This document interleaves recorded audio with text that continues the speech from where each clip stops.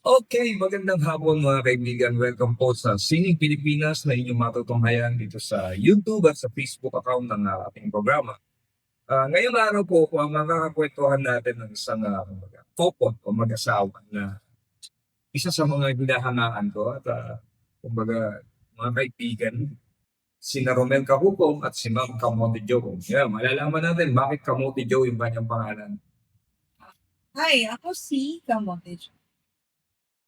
Yan, ako naman si Romel Cajuco. So, what kind of from?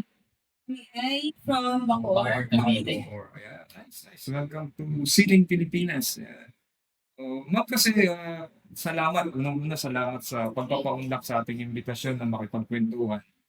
Ito naman ay kwentuhan lang, hindi naman to job interview. Kulitan lang to, kulitan lang mga kaibigan. Unang tanong ko, bukod dun sa Spirit of Nine, Ay, pag yan, pag yan. hindi. Kailan nyo na-discover na kayo ay magiging o marunong sa kanya? Bali, Siyempre, lagi naman din na mawawala yung simula ng bata ka pa, drawing ka lang sa anime o anong gusto mo. Pero ako kasi, ang naging maganda lang sa akin, yung mag-parents ko kasi, nung nakitang mahilig akong mag-drawing, so pinag-summer workshop nila ako. Muna, yung pencil, yung basic muna, pastel, tapos coloring pencil, yung watercolor pencil. Tapos yun, tapos nung ginagawa ko na yun, nung high school naman ako, dahil natuwa naman sa akin yung boss ko dahil nakikita niyang drawing ako.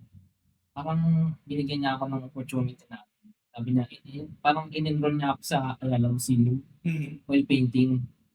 So, yung oil painting na yun, summer workshop, merong free entrance sa Ayala Museum. So, bago kami mag-paint, nakita ko yung, nakaikot ako. Siyempre, nakita ko yung, first time ko nakita ang actual si, Marsolo.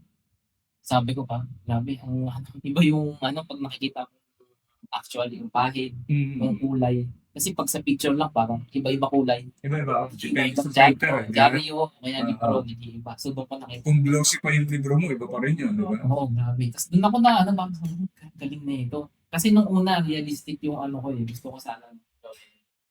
Pero eventually, nung nag-college ako, nag-ano pala ako na fine arts major in advertising sa PW. Sa women's. Sa women's. So, dati, iniisip ko painting lang eh. Pero di ba, alam mo yung mga magulang pa sinasabi na, so, buti na lang. Lagi naman ganun. Lagi naman ganun. Parang 90% na nakakausap ko si Gabi. So, buti na yun nga, may advertising. So, sabi ko, at least pwedeng, kunyari, kung hindi ko man naman sa, kumbaga, makakapag-paint ka pa, pero meron pang advertising na pwede ka pa pumasok sa corporate. Tapos noon, nung pinapasali kami sa mga contest, ang ko talaga, pinaka masayang experience, sumali ako ng Art Petron, ng pang student. Tapos yun, nagulat ako nung 2002, nanalo ko ng runner-up. Parang second ata siya eh. Tapos 2004, nag-semifinalist din ako sa Art Petron. So parang yung naging style ko dati, medyo binalik ko lang ngayon. Pero yun nga lang, kasi bali ang tagal ko rin kasi yung di ba nanalo na ako last time. Tapos lang kasi yun, Trizen lang yung namin. So, ang nangyari, parang nabitin ako kasi parang gusto ko pang sumali pero hindi na ako estudyante. Oo. Kung disqualified na lang pagkanlang. Nangyari sa akin yung gumawa pa ako. Sabi ng din, paano yan? Hindi ka na dito. Hindi ko pipirmahan yung form mo. May dalawa akong ginawa sa Art Petron. Pinilit ko pa rin yung pala sa Petron, parang kilala na ako kasi nakikita na ako eh. Hindi, yung pirma yung paano to, parang ganyan. Tapos pinasubmit pa rin sa akin, pero feeling ko alam mo yung baka sila in-display na lang, hindi, alam mo yung parang masabi lang na tinanggap nila. Pero baka hindi talaga. Parang for the effort, no? For the effort na lang. Ay, tapos yun, tawag dito. Simula noon, syempre, graduate na ako. hanap tayo ng work. Hmm. Ang feeling ko, Sa ano to? Sa advertising mo? ano na, BPO muna. BPO. BPO. Tapos, medyo, yun lang, medyo tumamlay yung ano eh. Feeling ko naging problema ko lang sa, ano, yung art ko. Pagka parang nawala yung mga tropa ko na ano, kasi mga classmate mo, nag-iengganyo sa'yo eh. Uy, sali tayo dito. Alam mo yung, ako kasi ganun ako eh. Pagka naiengganyo ako na ano, pag meron akong tropa na sumasali. Eh, nung ano, nagtrabaho na ako, walang mahilig magpinta. Na iba ang focus. Naiba ang focus so pero kaya papitik-pitik na lang ako. So yun, sa sobrang tagal ko siguro bago ako nakabalik kasi umadmit ako 2005. Tapos ano lang, 2004 ako nakapagpinta kasi yung isang kaibigan ko ano, nag-ano siya, parang nakita ko, pipinta ulit si ano si Paolo, parang sabi ko, parang alam mo yung ano, Nabuhayan nga ng loob. bumayan ako. Kasi sumasali-sali din naman ako pitik JSIS.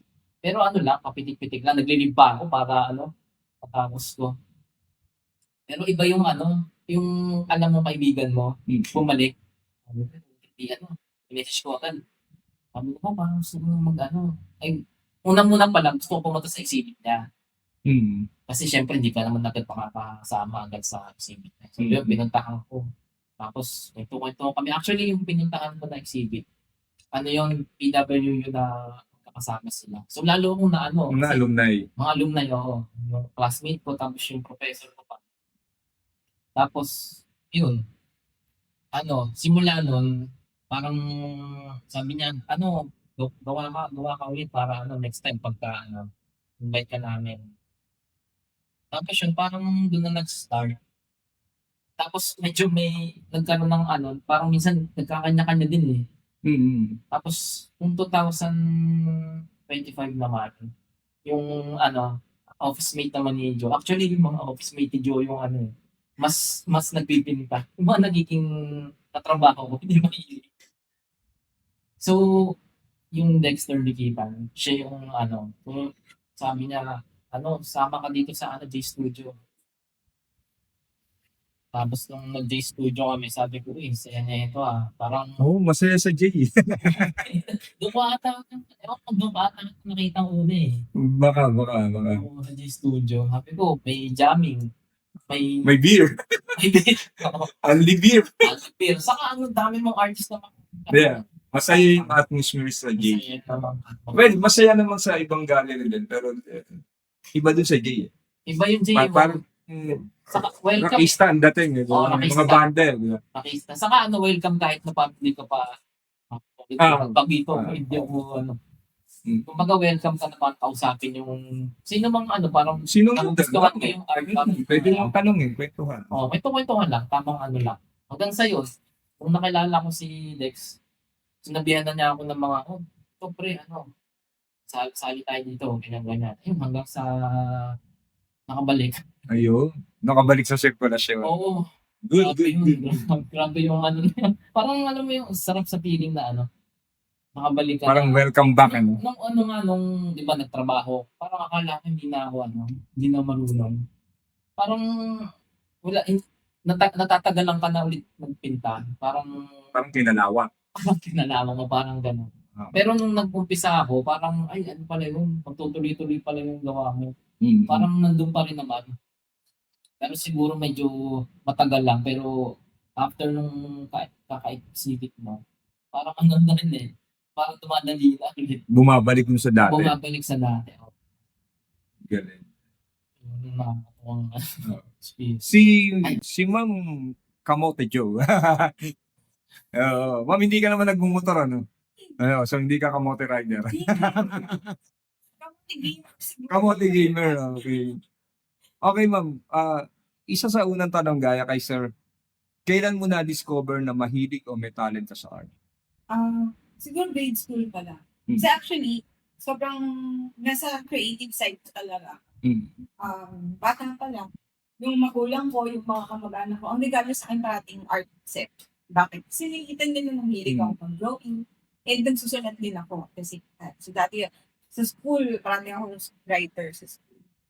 Pero at the same time, nakikita din nila na, marunong din palang mag-drawing. So, parati din akong sinasabi sa mga on the spot. Way back nung nag-aaral pa. Mm. Pero na-establish ko talaga yung pagiging kamote joke nung college ako. College.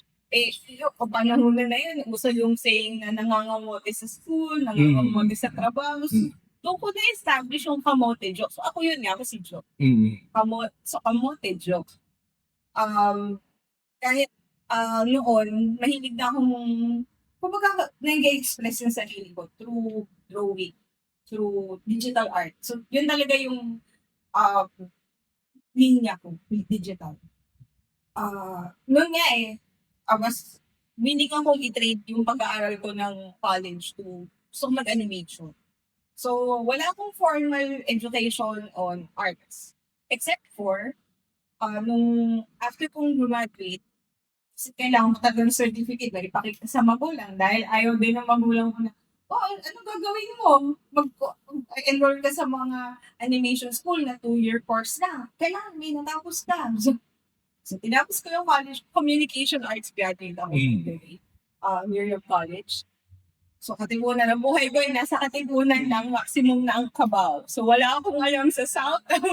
Anything beyond Cubao, maliligaw na ako. So, yun lang ang Pero buhay ko. ang Cubao portal di ba? Oo, From Cubao, pwede ka magpunta kahit saan. It should have been a city. Umikot ang mundo ko sa Cubao Expo. So doon ko mas nakilala. Maraming artist sa Cubao Expo. From Nag-graduate pa siya. to artwork. Sobrang Yung mga spoken poetry, Yes. di ba? Ang Spoken sure, words, di ba? So Spoken talagang sabi ko, doon talaga ako na nabuhay in terms of art. And na-explore ko what type of art yung kayang magawa. In terms of that. So, from there, si Kamote Joe is just a personality that I keep. That's my brand.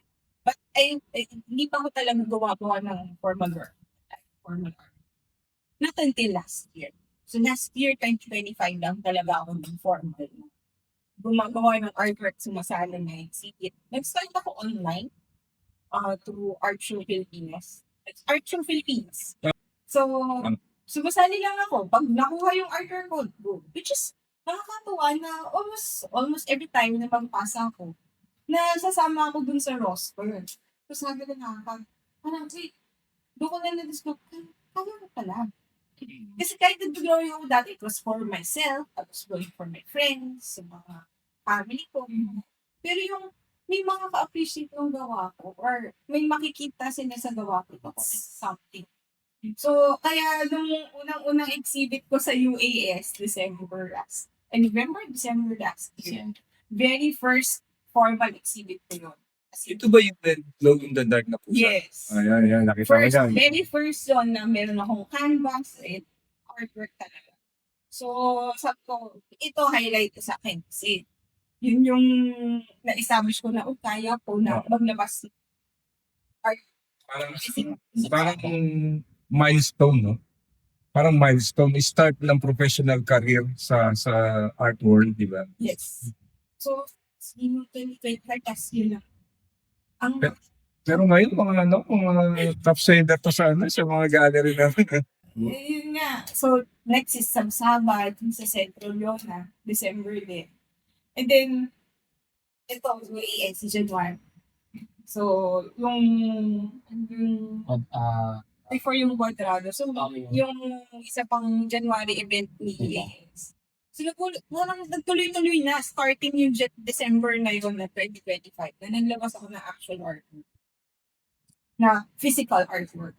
So, sabi ko, this is something that I can do. Kaya nakakagulat na, eventually, nakalanting ako ng NCCA, which is, hindi lahat. hindi agad yun. Yung ibang million na pyesa pero hindi pa nakapag-show doon. Exactly. Kaya sabi ko parang, this is something na kaya ko pang i-enhance, knowing na may room for improvement pa. Yes. Na-encourage ako na naiisip din na parang, kakasimula ko pala. Pero may mga milestone na akong nag-hit na, kung tutuloy-tuloyin ko to, who knows what else can I do? And ako naman, sobrang willing akong matuto pa. I am hungry for information, for more inspiration in terms of art. So, yun yung current na nangyayari sa akin in terms of the art. Though, in terms of how we have coordinated with in terms of art, madalas kasi akong may katrabaho artist. Ang work ko, Madalas siya. ang work ko talaga is corporate, pero meron akong artist na katrabaho ko, kabarkata. At doon ako na-expose. Mas madalas pa nga, yung mga artist kong kaibigan, sila pa yung nag-uwi ng pinto para sa amin. More of sa kanya. Kasi siya talaga yung mas nagpipaint eh. Ako kasi sketch lang. Pag-trip ko lang, literally it was just more of a feeling before. This time, it's more of a want, a desire to actually do it. May hunger na. Oo. Nakakatawa kasi, kami mag-asawa, pag busy kami sa bahay, yung out of the blue, bigla namin sasabihin sa isip ko, gusto ko lang magpinta. Kasi ano yun, ang naging setup namin sa bahay, isang table kami, nagkatabi kami sa table. Kasi hybrid yung work ko eh. So, may time talaga na Ano ko pala, siya work from home. ako pala hybrid. nakapag-work from home pala, kaya pala ulit nakapag-pinta. So, hindi ko So, yung setup namin sa bahay, magkatabing computer. tabi ko. So, parang kami opisina. Mm. Pero mamaya-maya, gusto ko magpinta. In the middle of the day, after, kakatapos ko lang ng meeting, o siya, mayroon siyang tinututukan ng artwork na Kasi ano, graphic artist kasi. naglagay din kasi ako naglagay ako talaga literal sa tabi ko. Nung isip. Oh, Talaga? para pag nag-aabang akong trabaho, Pintab ko na. Para hindi sayang oras. Kasi sa isang oras mo. Na-maximize namin yung time na. Kasi we are husband and wife, and we have a kid. Hirap yung oras namin na we're juggling work, we're juggling family life, Mamaya pag-usapan natin yan. work, family life, tapos yung passion projects na. Passion projects na meron ng deadline. Kasi dati yung say passion project, okay, gusto na magpinta. Kung kailan matapos. Ngayon, literal may deadline din. Oo. Kung kami kinahapon, so parang, Kasi may submission na ng digital copy, di ba? pero May ingress na. Pero hindi namin siya tinuturing na trabaho. Literal, it's a type of task na kami sobrang willing namin gawin. Kasi sa ibang tao parang, hindi, kailangan. Sa amin, gusto namin gawin ito kasi kailangan namin as person to do it. Not because kailangan namin na, kailangan maglabas tayo, kailangan Hindi compliance na. medyo mas malalim yung want namin to join in that sense.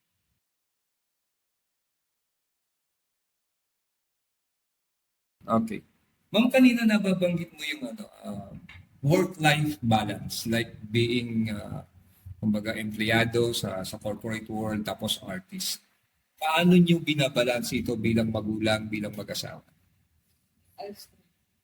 Kasi, tatandaan ko lang yung sinabi siya yung isang boss ko dati. Ang sabi niya, wala naman kasi talagang balance. What balance? Yung sinasabing yung term na work-life balance, that's just a state of mind. Ngayon, ikaw lang bilang ikaw ang nakaka-experience ng mga task na ang makakasabi kung kailan siya balance sa'yo. Wala siyang hindi siya one size fits all. So, lahat ng tao may kanya-kanyang gauge kung ano na yung balance sa kanila. Pero, pag sinasabi kasing balance, you do a bit of everything. So, kung sa tingin mo, ako bilang empleyado, meron kang mga priority tasks. So, at the same time, ikaw din ay may bahay. So, basta na alam mo sa sarili mo na nagagawa mo yung mga dapat bilang ako, may bahay, may asawa, may anak. So, yung pag-alaga sa asawa ng anak, matik yun bilang sa akin, bilang babae. Pero at the same time, may trabaho ako. So, kung ano yung mga dapat sa trabaho, dapat sukat lang sa oras. May time na mag-overtime, pero hindi all the time yung overtime. Kasi kailangan ko din i-establish na, reminder lang sa opisina. Para sa opisina lang din. Reminder lang, hindi lang ito ang buhay ko. Mm.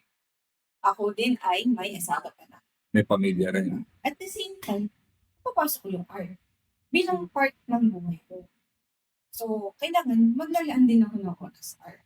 So, lahat ng mga kausap ko in terms of sa opisina, kahit pamilya ko, alam nila na, kasama sa oras ko ang pagpa-art.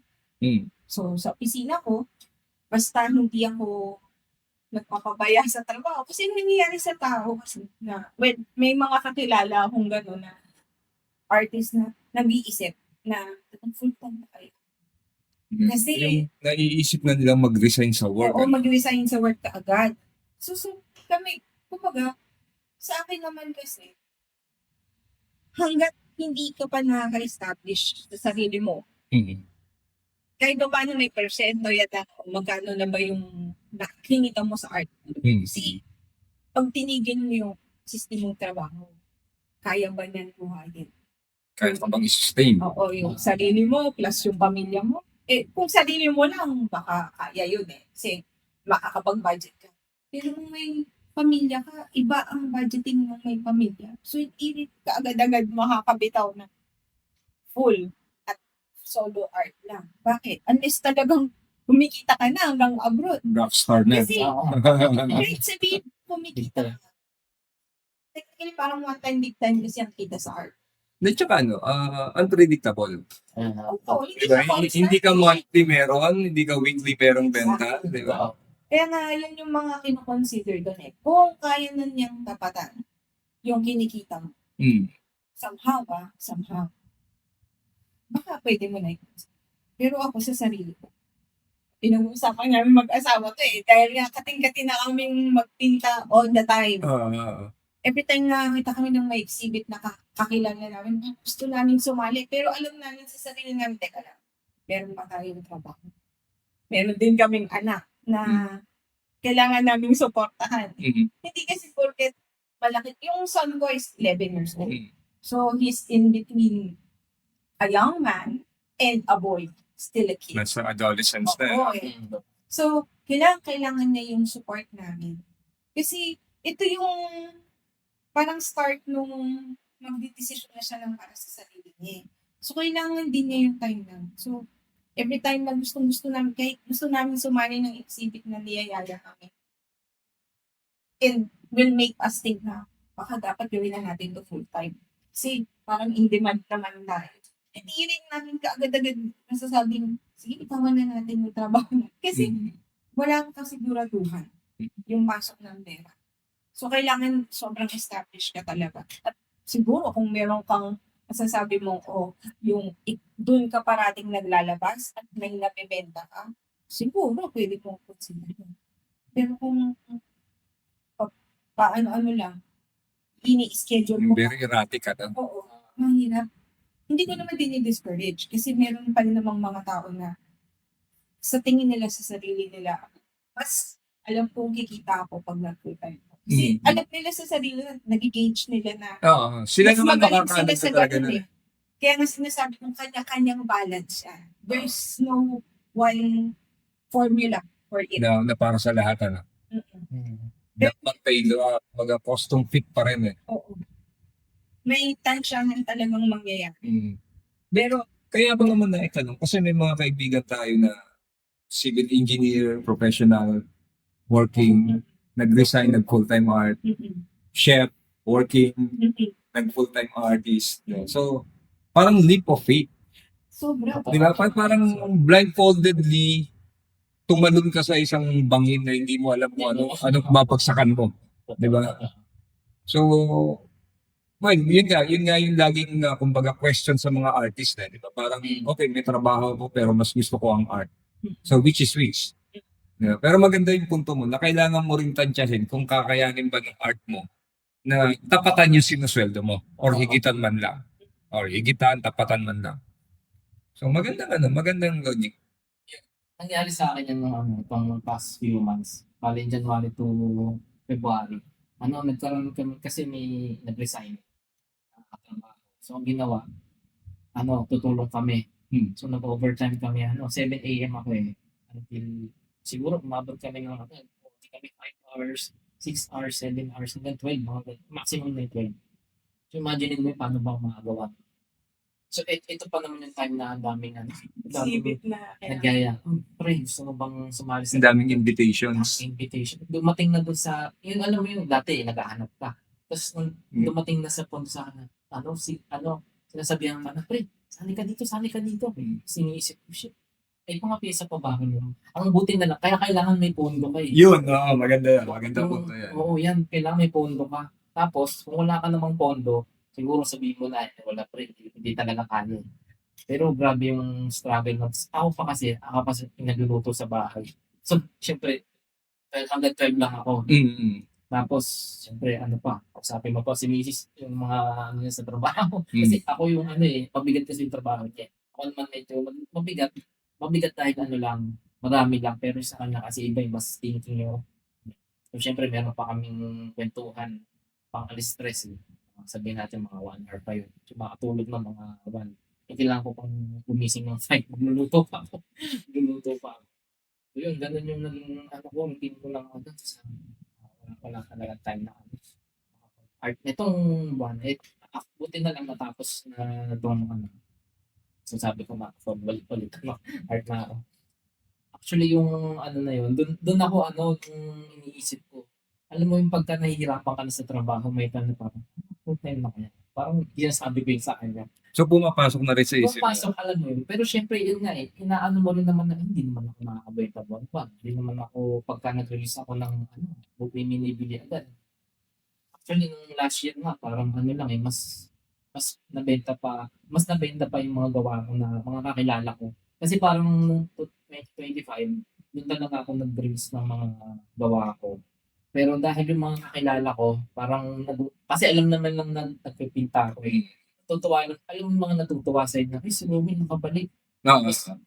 Nagtatanong, available ba yung yung paintings? Alam mo yung nag-release din ako ng mga painting ko na parang, wag sabihin natin parang minsan natatamba kasi siyempre, yung mga archive ko. So, medyo nag-release ako ng luma. Tapos, parang yung iba rin, hindi na, sa mga exhibit, hindi nagbibenta. Tinatanong, may mga nagtatanong sa house yun. Pero sabi ko ng sarili ko, ilang parang siguro 2 gallery pa lang yung nasusuot ako. So sabi ko, parang baka yun nga isipin ko paano yun. Alam mo yung pag nasanay ka na kasi na may monthly ka na Inaasahan. Parang siyempre, pagka ganung art, hindi mo malaman hindi mo malaman kung magbibenta. So, wala kang fixed na payday no? Oo. Kaya parang sabi ko, kailangan talaga may work pa rin talaga. So, yun nga, lalo pa, mag-high school na yung, namin, anak mami. So, syempre, hindi namin lang, yung income na talaga. Yun naman. So, yun. Siguro, yun nga, ibabalansin na lang namin talaga yung, Tsaka may may sinabi rin yung friend ko na actually, ganda-ganda ako sa sinabing niya, gawin mo ng kahit 1 hour lang, gawin mo ng paraan yung art na, 1 hour. Ma-release mo lang Mag-drawing ka lang, o kaya may tapusin ka lang na part na parang, kahit 1 to 2 hours, basta nagtanong ka lang, yung parang, hindi lang nawala. Kasi may time na parang, pagod na ako, hindi ko na kaya. Parang tamad ka na sa lahat ng bagay. Pero magandang idea yun, no? Yung parang exercise skill, ng skill mo sa painting para hindi rin mawala. Yung 1 oras, 1 araw. So, hindi naman kailangan tapusin. Hindi mo kailangan tapusin. Di ba? Para ma-release mo lang yung parang gigib mo na. Oo. Diyan yung canvas mo. Makahawak man ng brush, di ba? Tutut mo lang sa painting. Tama, maganda rin. Magandang idea rin yan. Gusto ko yung sinabi mo. Hindi. Ako, ngayon ko lang din narinig. So, pero na-realize ko, magandang idea yan Kasi minsan pagka pinabayaan mong mawala or tinamad ka, nagtutuloy-tuloy Oo. Di ba? Hanggang sa babalik ka ulit sa ground Di ba? Sa rock bottom. Then, mahirapan ka ulit mag-restart. Di ba? Yung skill-wise, yung ganyan pinag-usapan natin kanina, parang kinalawang ka na. Pangalawa, yung confidence mo. Di ba? Kaya ko pa ba? Kaya maibabalik ko pa ba yung dati? Pero yun nga, kung everyday nagpa-practice ka kahit isang oras. Di ba? Oo, yung Maganda yan, maganda yan. Gusto ko makausap yung kaibigan mo na yan. Sige. I can Hindi, maganda kasi yung idea. Maganda yung logic nun. Maganda. Anyway, balik tayo dun sa ating kwentuhan. Gusto kong balikan, sino-sino yung mga naging art influences ninyo? Kung bakit kayo nahilig na magpinta, mag-drawing? Sino mo una? kasi ako na. Okay. Ako kasi mas Ladies choose. mas, mas ano kasi ako mas lumay. Di ba sabi ko kasi dahil makapag kaya lang si makita ko sa Morsolo. Actually, mas luma pa yung mga ano ko yan. Morsolo, tapos Francisco Boto. Gusto ko yung mga ano, Bottom tapos- Francisco. Bottom Francisco. Okay. Ng Tapos- Angono, di ba? Ng Angono yan. Tapos, pero pinaka nagustuhan ko talaga style nung college ako, si Antonio Austria. Actually, yung technique na makulay lang. Tapos, dahil na medyo nahirapan ako sa realistic, mag-realistic talaga. Parang gusto ko yung, paano ba sa dito, hindi ko masabi pa, line art or expressionism siguro. Mhm. Parang ganun yung makulay lang. Tapos yung emotion, yung parang gawa niya kasi parang gawa ng bata. Mhm. Parang gano'n. Gusto ko yung gano'n eh, yung enjoy sa kulay. So yun, siya yung, kaya yung ano ko, yung drawing ko, meron, kaya yung nakapikit eh, yung Mhm. gawa ko. So actually para ano, pagka kasi nakapikit, wala masyadong emotion na makikita. Actually makikita mo lang sa bibig, yung pag Kung nakangiti, di ba? Oo, kung nakangiti or malungkot siya. So yun ang naging parang trademark ko. Tapos yung mga medyo dati dinidistort ko pa yung mga ano ko eh, yung mga tao ko. Pero ngayon medyo, kasi minsan nagiging okay eh. Minsan nagiging okay. Sumusobra. Sumusobra sa, ano kasi yung mga art ko eh, parang, nung college ako sa ang tawag nila parang bulate art. Iba na Mm. yung style niya eh. Pero Oo, yun parang- talaga yung Oo, parang Sulat mas ng gawa. yun yung nalala ko ng mga classmates ko. Pero syempre, alam mo yung kada punta mo sa mga exhibit, tapos yung syempre mga nagiging kaibigan ko, parang pre, okay din. Good. Yung alam mo yung ano ka rin naman eh, may matututunan ka sa mga advice. Ano naman, ano naman? O tapos kada tingin mo ng mga gawa nila. Actually ngayon ano eh, magandang naging, dati kasi parang ang sa akin, ang goal ko lang dati makapag-exhibit. Pero yung ma-experience ko na ano, makausap ng iba-ibang artist, makakwentuhan kung paano yung process nila, paano yung process mo, yung paano mag-exchange kayo ng mga ano, Mm. ng mga past, makaka-relate ka na parang ano, struggle mo ngayon na parang pipinta ako, pero parang hindi ko malaman kung matatapos na ba to o ano. Kumbaga yung, ang ganda nung ano eh, nakakapag-risk kasi syempre, katulad ng pag work from home ka, mag-isa ka lang. Si wife ko lang yung sasabihan, okay na ba to? May kulang pa ba? Paano pa yung part na to? Kasi pag artist ka parang, minsan, kalikot ka ng kalikot. Gusto mo Parang hindi mo alam kung kailan matatapos Oo. eh. Tapos minsan pag nilagay mo naman, ay pangit pala. Bubul ka na naman. Hindi ka pag medyo may tatanungan ka. Actually siya sa kanya anak ko. Yan ang mga pag-aano ko eh. Number one critic. oh, yes. Number one critic, oh. Siya yung ang tawag dito, mas yung sa pangkabukan. Ay, yung anak ko lang bakit ganyan pa? Ba't ganyan yung ginagawa?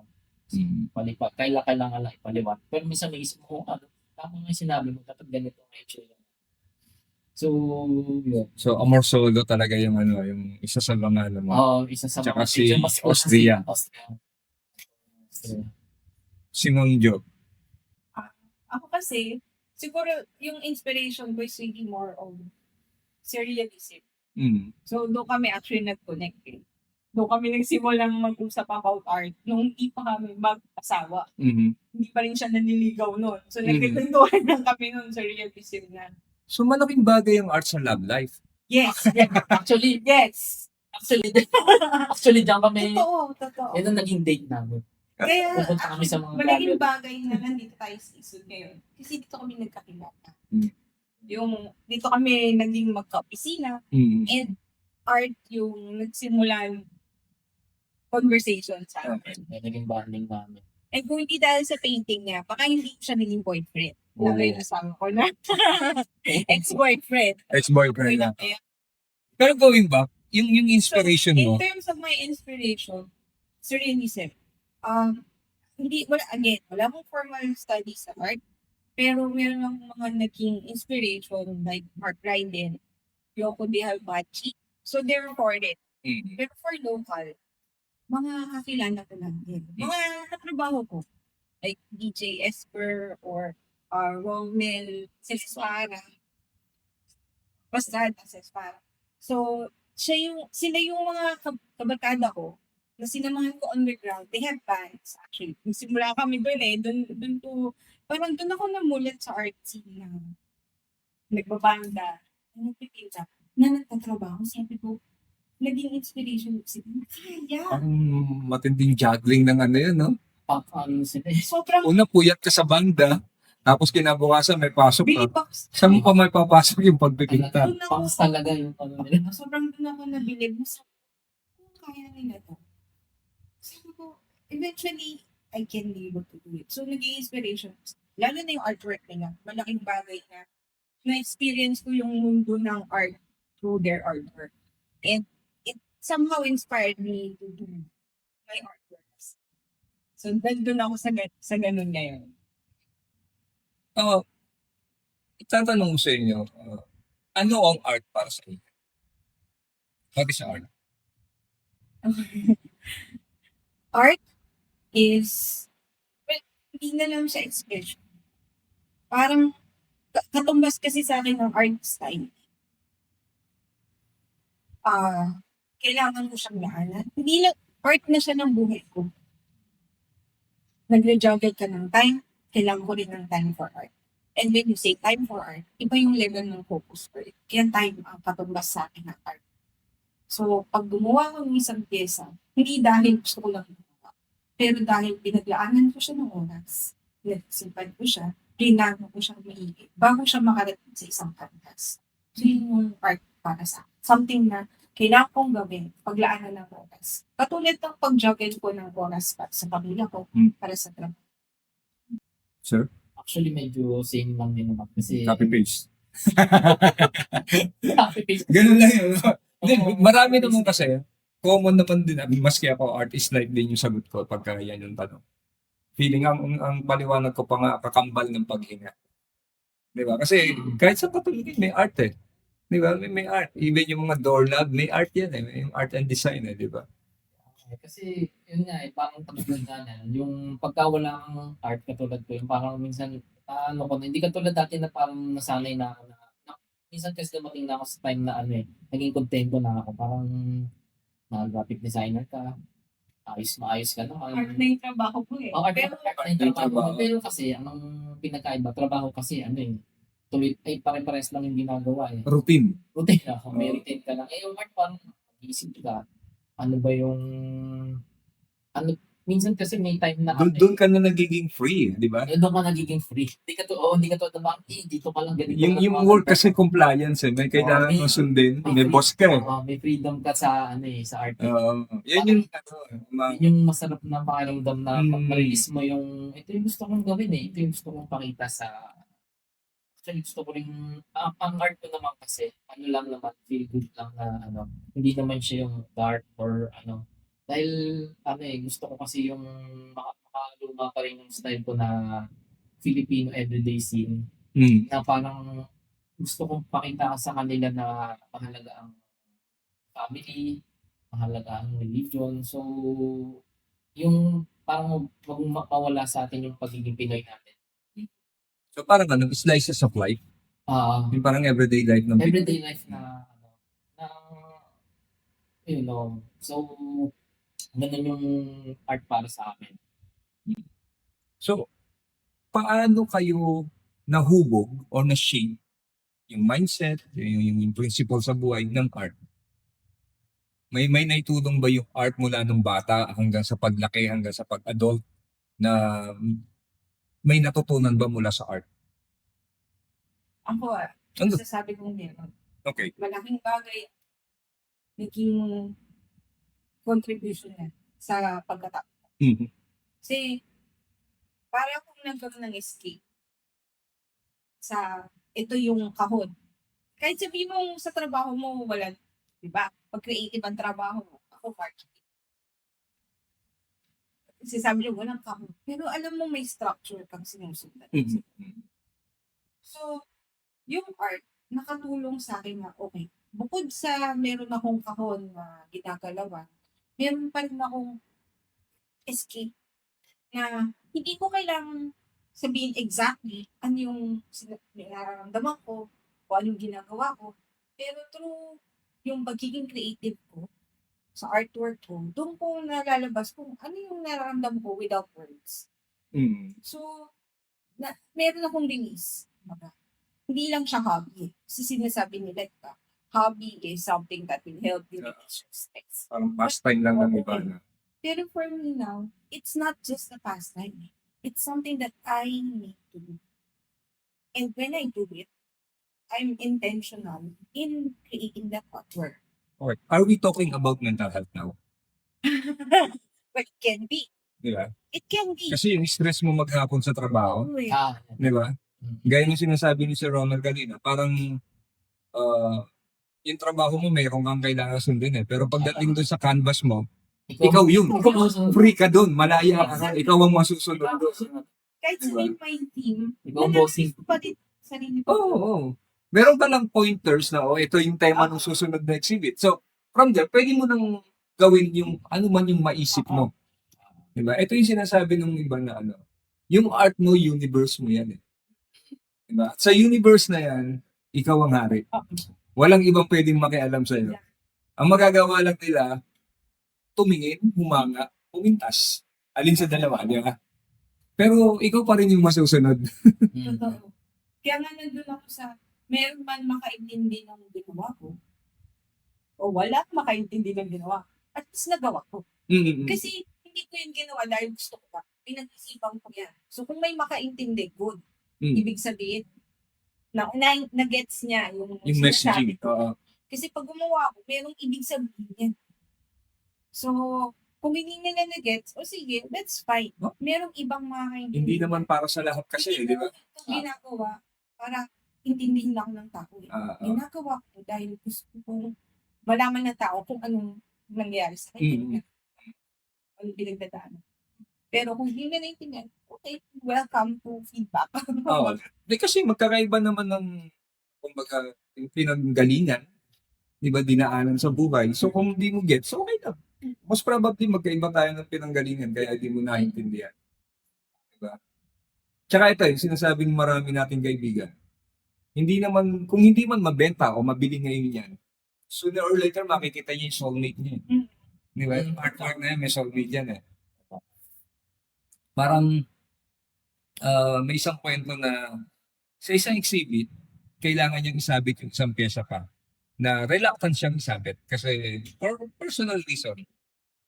Ang ginawa niya para hindi mamili, times 4 yung presyo. So sinabit niya times 4, so parang absurd, di ba? Parang ang laki-laki, ang mahal-mahal.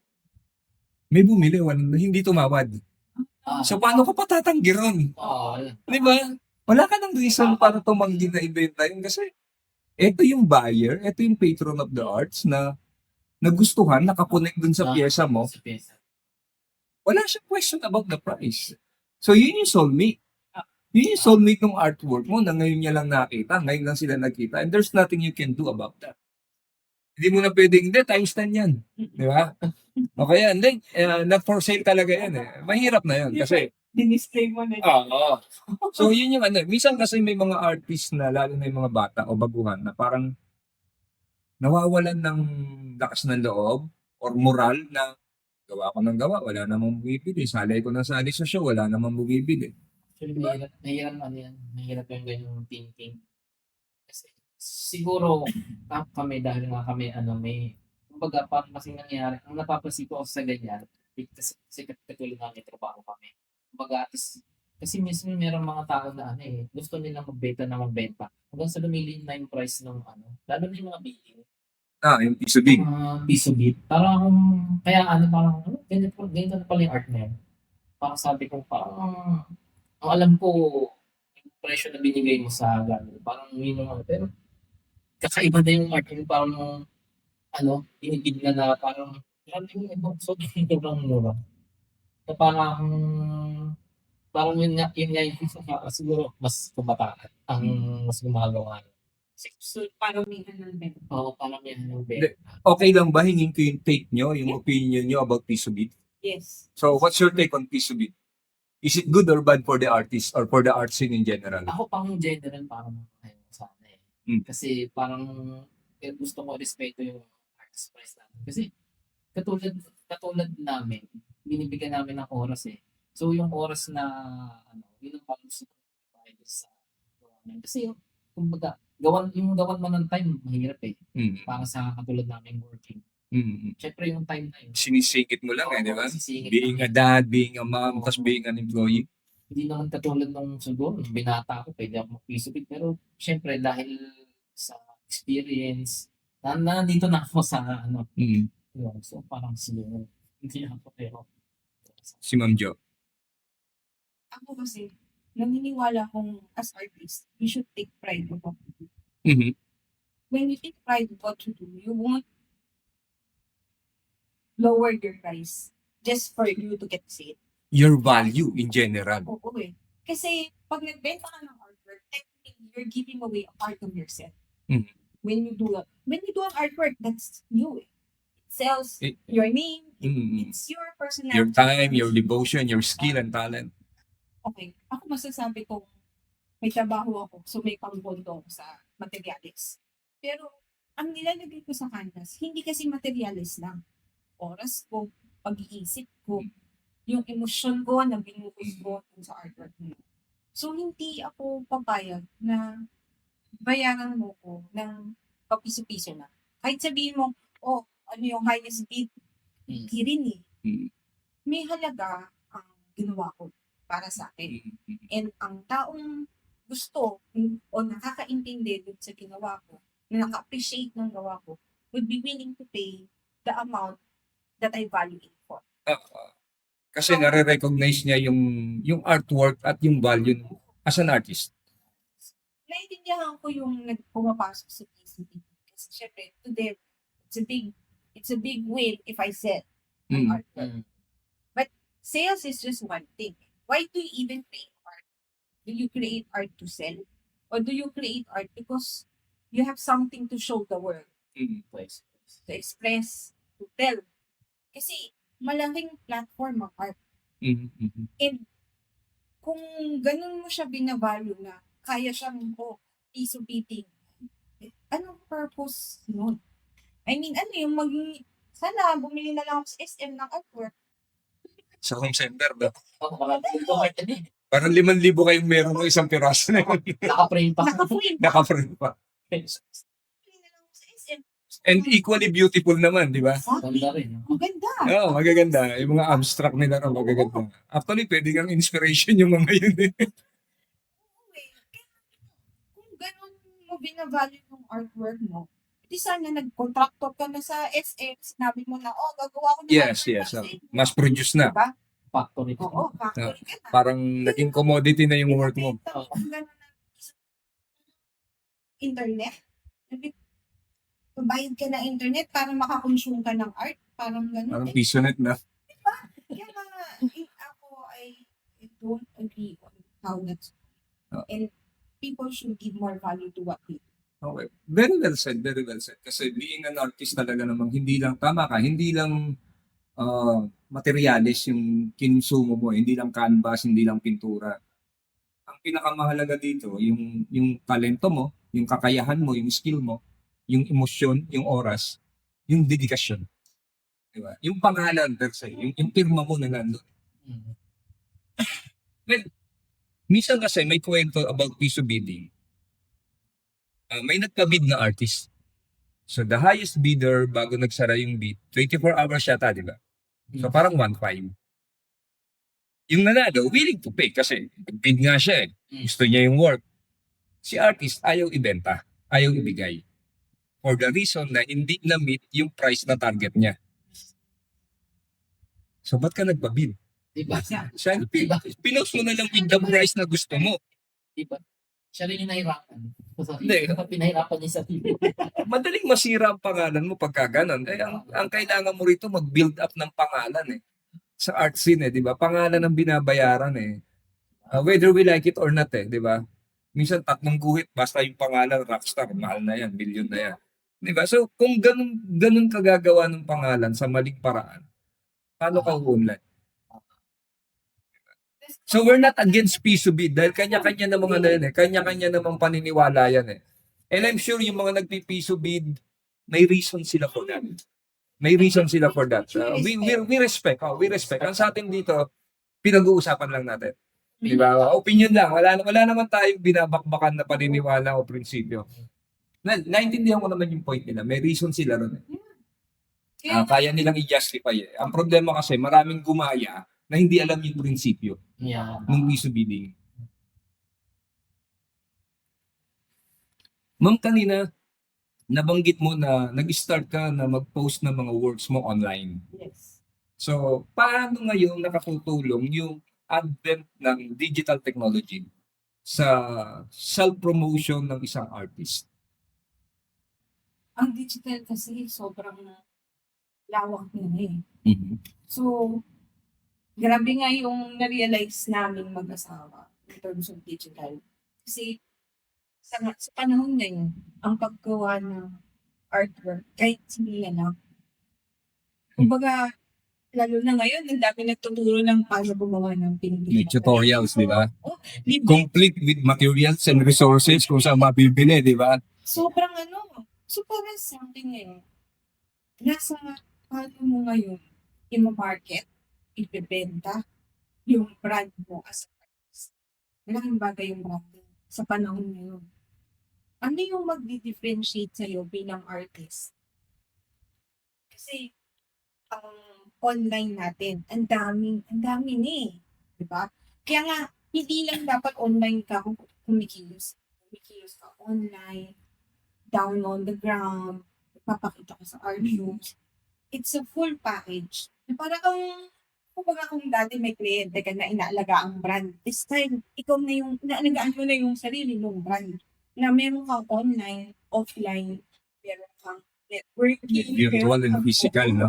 Lahat yun, i-cover mo na. So, hindi pwedeng Coming from a marketing specialist. Oo, I can Di ba? say that. I'm a digital marketer, so kailangan omni-channel ka. Oh, Nandun ka na sa kasi online magandang simula. okay. Pero simula na. Hindi ka pwedeng doon ka lang. Kasi maraming tao yung nakabenta ako online, ito na lang ako kasi tipid. Pero paano yun? Magiging ano ka lang? Paano mo isusustain? Paano mo isusustain yan? Tsaka, nakikilala ka lang online, paano yung scene na gusto mong pasukin? Hindi ka pwede, Yung actual world, di ba? hanggat hindi ka lumalabas dun sa online, yung trabaho mo, dun lang makikita. Pag nasa gallery ka, may online ka na, may gallery ka pa, mayroon ka pang kakilala na, pwede natin yung ano yan. Yung network of friends, di ba? Lumalawak yung sakop mo. So, magandang simula ang online, pero wag kang mag-stay doon. Yun yung siguro masasabi pa tayo. Magaling yan. Maganda yan. So, Ako actually yung mako-compare ko yung dati, nung nagsisimula, nung pagka-graduate ko. Kasi parang, syempre mga kaibigan ko, nagkanya-kanya na kami. Syempre, ano pa noon, 2005, parang nangapa ako, paano gusto ko pang magpinta, kaso nawala na yung mga friends ko.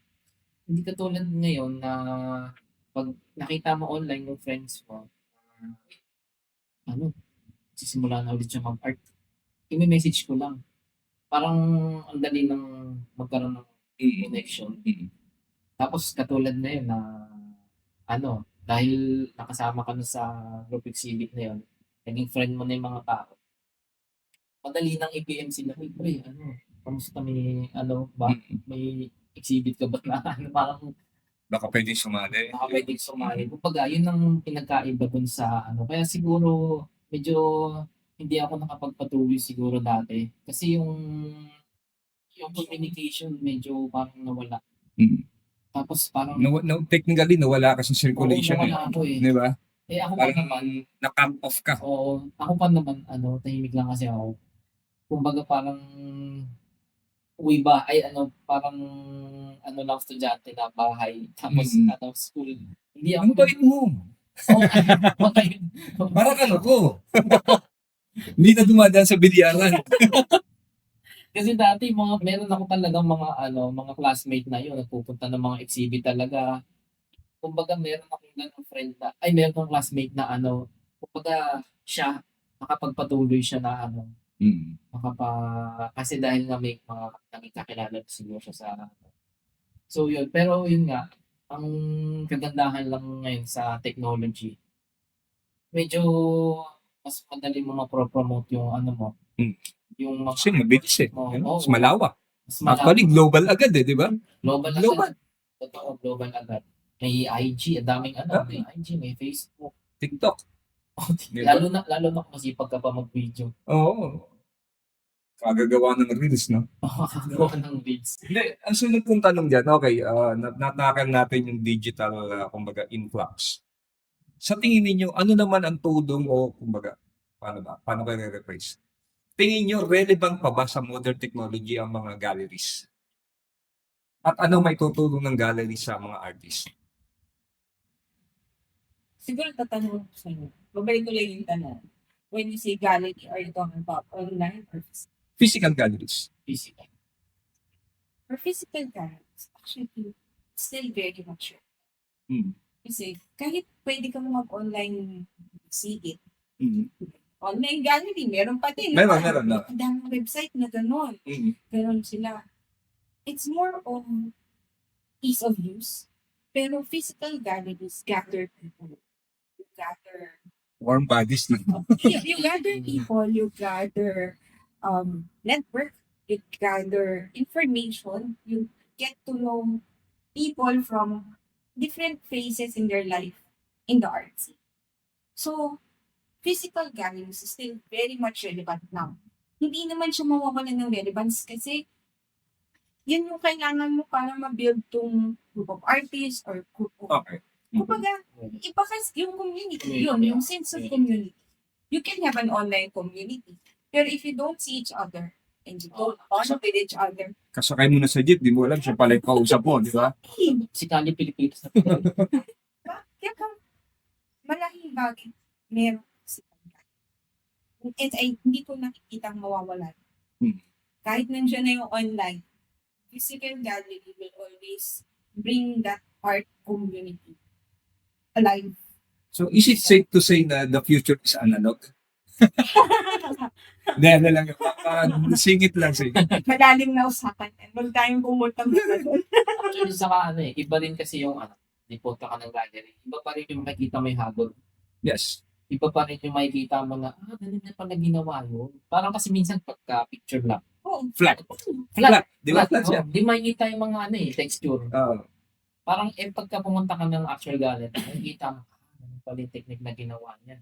Ganun niya pala, parang yung assemblage niya, ganyan pala yung texture. Yung makikita mo talaga ng actual. mas na-appreciate ko Oo. yung artwork. Saka ano eh, meron mga artist na hindi matapos. Oo, marami. Na parang, ano eh, Willing mag-share ng information, Oo. tips and tricks. yun ang gusto ko sa mga artist na ano, hindi madamot. Hmm. Kasi, ano eh, ikaw natututo ka eh. Actually, ang artist naman dapat ganun eh. Ako naniniwala ako, ano eh, hindi ka dapat mag-feeling na ano, na, alam ko na yan eh. Ba't ko pa, ano yan. Iba yung parang nakakausap na, pati miski sa sarili mo. Gusto pa, and actually, ano, example ko lang sa wife. Ako kasi dati, ano lang ako, flat na stroke lang. Tapos nakikita ko sa kanya, nagugusto ng mga impasto, ng mga ito, sabi ko, hindi ko kaya, parang actually na-influence siya ako sa gano'n na, lagyan ko ng mga texture, sabi ko, iba rin pala yung ano. Hindi kasi ako, tinry ko yung impasto eh. Pero hindi rin maganda nung mukhang impacto. Iba yata yung, bakit yung pinahit mo doon? Hindi, bakit lang talaga. Hindi, isang tanong ko, gatekeepers. What's your take on gatekeepers? The people na nagsasabi na, hindi artist yan, hindi yan art. Na parang, pag hindi ka pasado sa face nila, parang worthless ka as an artist. What do you think about that?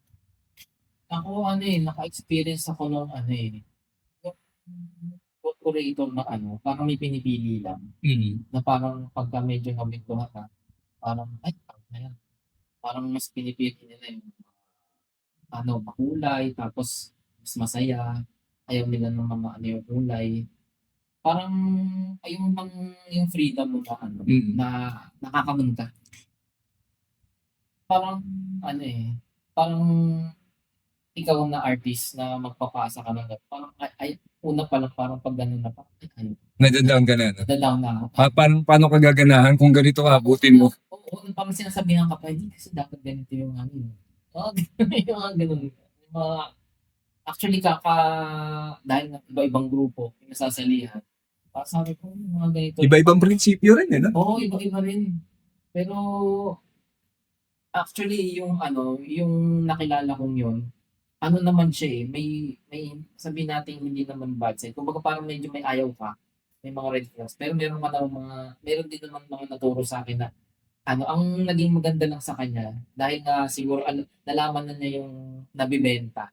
Parang nabigyan naman niya ako ng, ito, gawin mo, parang, kumbaga i-try lang. Oo. Ginaid naman ako.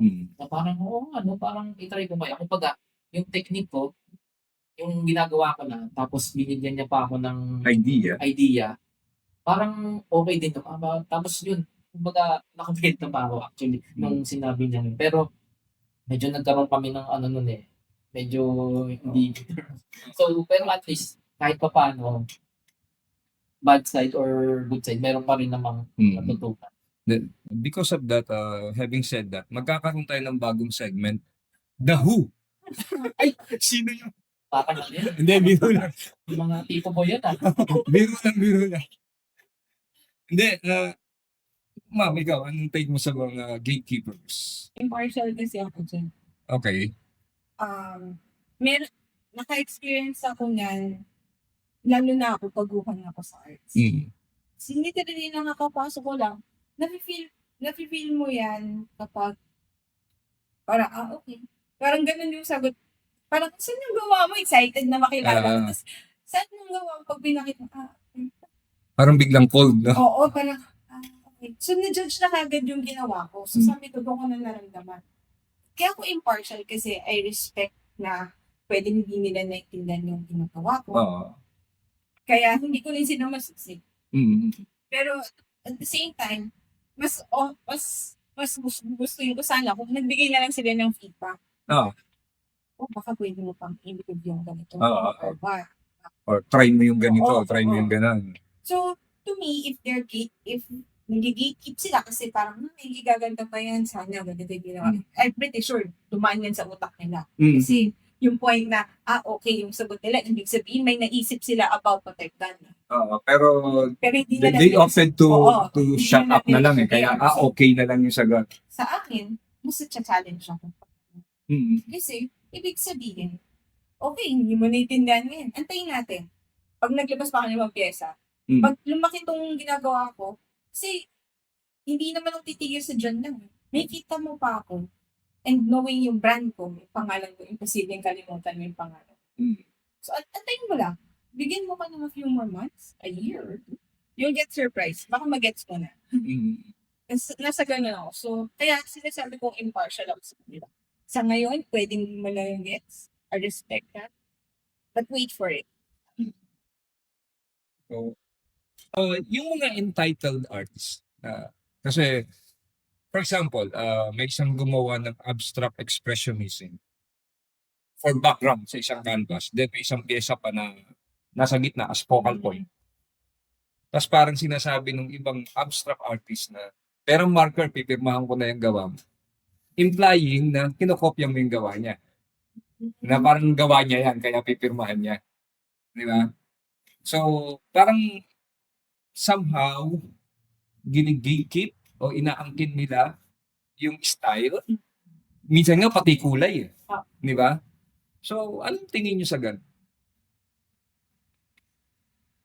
Naranasan nyo ba yung mga ganun? So, Good. So, Siguro ako, nakikita ko sa community. conversation. So, Oo. hindi pa ako nakaranas personally. Pero may mga nababasa ako sa mga community comments. So, ang tingin ko kasi doon, very much, kasi siya, subjective. Kung sobrang obvious kasi na it's something na nagawa na, i-improve mo, nagkakaiba kasi ng ginawa mo siyang inspiration. Pero nilagay mo, tinatakan mo na, Sarili oo, mong na marka. iba yung itsura. Sarili mong marka. Oo. Na alam mong, hindi mo pwedeng sabihin iyo to. Kasi, It's not a Iba na mimic, eh. it's not a copy. Oo. Di ba? iba na yung itsura niya eh. Sabihin mong, oo, naging base ko yan. Totoo yun. Pwede yun eh. Kasi may inspiration nga tayo, di ba? May Kaya mga nga, art hero nga Kaya tayo. nga, nag-display ka kasi ang gusto mo, makita yung artwork mo. Nakakuha ng inspiration sa artwork mo, pero hindi ibig sabihin, kokopyahin na exactly. Or inaagaw sa'yo. Oo. Di ba? Nilabas mo sa public yan eh. In the first place, hindi rin ikaw may-ari nun. Hindi naman patented sa'yo, di ba? So, as long as hindi siya exactly or Yung replication na, nandun yung feel. reproduction na, no? Oo, nandun yung feel pero na-brand na siya na may sariling touch yung artist na gumawa. I think, for me, yun sa bagong gumawa ko. Parang, siguro, na lang nung artist na inspired by, pwede niya sabihin mo, inspired by. Para magbigyan na lang ng reference yung Kung sino man. sino man yung pinagalingan ng bagay. Kasi may mga nakikita akong gumagawa mo. Talaga sinasabi yung, Si Serene. di ba? Di ba? Yung pieta niya, inspired by, di ba? Nakalagay kung sino yung original. Kaya nga, Yung mga mother and child niya, gano'n. ganun eh. Inspired. Nakasulat sa mismong artwork. Nire-reference mo eh. And binibigyan mo pa nga ng praise yung May tribute, di ba? May tribute ka pa. Nagpapasalamat ka pa. Kaya ko sinasabing, it's okay. As long as you place, as an artist, you place your own mark on it. Okay. Hindi yung, So you can own it. oo. Meron kang masasabing, hindi naman yun. Hindi naman Yes, yun. yes. Hindi naman yun. Yeah, that's it. Color swatches pa lang siguro, magkaiba na, di ba? O yung style ng paghagod or what. That's it. Anyway, ma'am, ito yung portion na tinatawag ko na wow, words of wisdom. Yan. Hihingan ko lang kayo ng mga words of wisdom or any payo, advice, or whatever na gusto nyo sabihin para sa ating mga manonood. Lalo na sa mga young artists. Go ahead. Sige, so ako na muna. Bale, yun nga, katulad ng naging experience ko na siguro pwede ko tong sabihin sa mga mga bago o kaya yung mga nating, mga hindi na Oh, yun, na gustong bumalik, di ba? gusto bumalik ko. Siguro ako yun yung parang mas gusto kong na kahit na natagalan ka sa sa scene hindi nakakapag-art. Kung makakaano ka pa rin kung ang pinaka talaga diyan, kung gusto mo pa rin ba? Kasi minsan gusto mo magpinta pero hindi ka fully decided kasi minsan hindi ganoon eh. Parang pa rin, nag-aalinlangan pa rin. Nag-aalinlangan pa rin. Hindi ka tulad pag gusto mo, ako nga, nagulat ako na actually, masasabi ko pa rin talagang bago eh. Nataon lang talaga na meron tayong naging mga kaibigan na established na. So, feeling ko, depende rin sa sa way mo kausapin yung mga tao. Importante talaga yung pakikipagkaibigan. Yan. Malaking tulong yung yung hindi ka ba yung parang pagkakausapin ka pero parang merong naka-block. Kasi may mga ganong artist din eh. Kumbaga yung pakikipag-ibig, dapat willing ka to share. Yan, magandang yan. Dapat hindi madamot. Dapat hindi madamot, oo. Depende na lang kung talagang meron kang technique na parang gusto mo talagang Yung trade secret. kasi May trade secret naman lahat. Kasi madalas nagaganyan na ako, pre, secret kasi. Okay lang yun. Naintindihan natin. Maintindihan mo naman. Pero nandun pa rin yung curiosity. Ginawa. Oo. Hindi mo mawawalain sa'yo. So siguro para sa akin, yun, kailangan,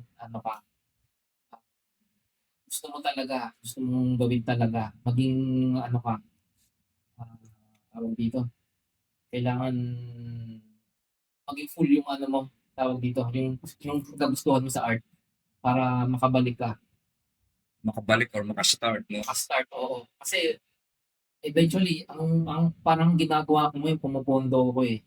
Kasi parang alam mo yung iniisip mo na yung pagtanda mo. Hindi na yung nasa isip ko ngayon eh. So, advance ka mag-isip, sir. Oo, medyo ano eh, oo nga eh, sobrang mag-isip. Alam mo yung parang gusto mo din ditong parang Yun talaga eh. Pag-retirement Pag-retire. Oo. kailangan mo na rin siyang iplano. Oo. Oo. Napag-usap Parang ko- naka-pipeline na rin, ano? Parang gusto ko yung pagtanda ko, hindi yung parang, di ba minsan maraming ano, tawag dito, nag-resign ka na sa trabaho, dahil na senior ka na. Parang doon mo pala mag-umpisa na, magkatuloy sa buhay ko pagkatapos kung, All your life, wala ka palang plano, no? yun, di ba, nangyari yun eh. Oo, Parang, maraming ganun. maraming nangyari. At least, parang sa ngayon, parang gusto ko. Kahit, kasi dami kong nakikita sa arts na ano eh, mga tatang na, pero ano ba rin eh, ang cool ba rin pag ano, parang gusto ko pagkaganda ako, cool pa rin ako. Na ano pa rin ako, nakakausap ko yung mga bata. At ano, gusto pa rin nila akong makausap. Kasi parang ano eh, sa akin kasi yung pagiging artist parang minsan gusto ko rin kasi yung paramdam na cool naman ito, cool din ng mga artist niya. Yung cool, yung hindi mo isipin na matanda. Yung parang Ano pa, hinahangaan ng susunod na henerasyon yung gawa. yan, lalo na yung ganun. Parang gusto mo yung, ano lang naman yun siguro pag nandun na ako, alam mo yung masarap lang sa paramdam. Ah, Magiging proud ka sa sarili mo na, kasi ano eh, kaya ka nga gumagawa ng art. Kasi ako actually, dahil nga makapino yung ano ko, parang ito na lang siguro yung ano ko, parang ano ko sa pagiging contribution ko pagiging Pilipino na parang gusto ko pa rin mga ano yung culture natin makita sa ibang henerasyon kasi syempre nakikita mo na yung mga bata hindi man na yung mundo eh. Diba? Na sana parang kahit sa painting makita pa rin nila ng mga nagdadasal ng mga tao, maganda pa rin yung respeto sa mga magulang. Filipino bonding na dapat hindi natin ano yan, nawawala sa atin. So, yun yung parang naiisip ko na para sa akin, ano, ma-establish ko na sa sarili ko, ngayon pa lang na parang, at least, kumbaga nagawa ko na lahat ng gusto kong gawin, saka yung ipakita mo sa tao na, ito ako, ito yung artwork ko. basically, you're talking about legacy na gusto mong iwan. Siguro, Di ba? Ayun yun eh. Kasi, Essentially, di ba? hindi ko lang sabi yung legacy, pero Si ma'am, what's your words of wisdom? Siguro spending time for yourself. Sa dami nang nangyayari sa buhay natin, parati kang maglala ng oras para sa sarili. And para sa akin, I do that to my heart. So, syempre, normal naman na alagaan mo sarili mo, pangangatawan mo, pero kasama din yung mental health. And that's where art comes in for me. So, ang masasabi ko, masashare ko lang sa viewers mo is parati kang maglaan ng oras para sa sarili. Kung ano man yung gusto mong gawin, whether mag-art ka o ibang hobby, basta alam mo gusto mo siyang gawin, paglaanan mo siyang oras. Kasi malaking bagay yan sa pangkabuuan mo. Ang dami na natin ginagawa na rutina. Gising ka sa umaga, punta ka ng trabaho, or pupunta ka somewhere na nakatas para sa araw na yun. Iba pa rin yung meron kang nahawakang freedom ng oras na nakalaan para dun sa gusto mo namang gawin. Iba yung kailangan mong gawin sa gusto mo namang gawin. So, yun lang siguro. More of taking care of yourself. Not just physical, mental, emotional. Kasama na yun din. Okay, thank you. Siguro bilang pagwawakas, meron ba kayong gustong pasalamatan o i-promote ng mga social media pages? Go ahead, sir. Ma'am? Siguro yun, thank you kay Kali Pilipinas, syempre, ako ba, actually, nung, parang ano pa nga, nung nag-comment lang ako kay Miss Ann, na, tapos sabi ni, ikaw na sunod. Sabi ko, ano ba to? Actually, nung nagsabi ka, ano pa ako, miss, nag-chat pa ako, in-screenshot ko sa akin. Ano mo, gusto ko tayong interview niya.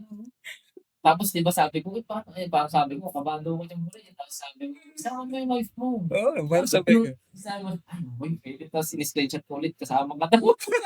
Damay-damay. Actually, yun, malaking, actually, malaking tulong, parang laking tulong sa amin to. Na, syempre, di ba kanya-kanya naman ang artist na ipopromote sa nation. Thank you pala. Welcome po. Tapos, yun. Basta lang, Romel Kabuko. Ayan, tingnan nyo lang sa page. Sa IG. Hindi naman yung name ko. TikTok wala? Hindi ka nagsasayaw? Yung mga ngiling-ngiling. Napasama niya siya doon. Ay, meron palang TikTok pero ano pa. Inactive. Ma'am. Ako siguro everywhere. You can find me in social, so Kamote Joke. Facebook page. Actually, may DeviantArt pa din ako. So, buhay pa din yung sinaunang... Flickr meron ba? Wala. Wala. Tumblr na ako dati. Nawala na lang si Tumblr. Pero, yeah. Everywhere. Magpo-post naman ako sa FB yung mga exhibit namin. Or exhibit. Oh, yun. Baka may mga ongoing May exhibits. ongoing ako sa NCCA. So, you can come visit. That's only women Only leader. women lead. That's until the end of March. So, you can come visit NCCA. No, free naman di ba? Wala Yes. namang bayad dun. May ongoing kami sa Centro. May dadating ako sa Centro Leona for Calvario. Calvario, yes. So, yan. Meron din ako doon. Post ko na lang. Ako din may Calvario. All year long. Correct. Nasa buhay na. Ang Hindi, Calvario. magkasama tayo sa Calvario. Ayan, magkikita tayo doon. Siguro, gusto ko lang din magpasalamat. Kasi si Kali Pilipinas, nagsimula ako, doon ko Okay, November, December last year, di ba? First exhibit ko, kasama ko na yan sa, to the events. Nagulat ako, natin mo cover na ibig sabihin may something itong mga events na to. I'm very thankful na nasundan mo yung journey ko kahit sobrang bilis. Hindi pa naman ako sa journey. Nag-start pa lang. Nag-start pa lang. Nag-start pa lang. So, I'm thankful. And to our friends, sobrang malaking bagay yung mga kaibigan natin Kaibigan sa art scene. sa art scene. Hindi na natin kayo papangalan kasi masyadong kayo madami. Pero Alam niyo na kung sino kayo. malaking bagay. Okay. Maraming salamat. Maraming salamat. It's an honor. It's an honor. Thank you.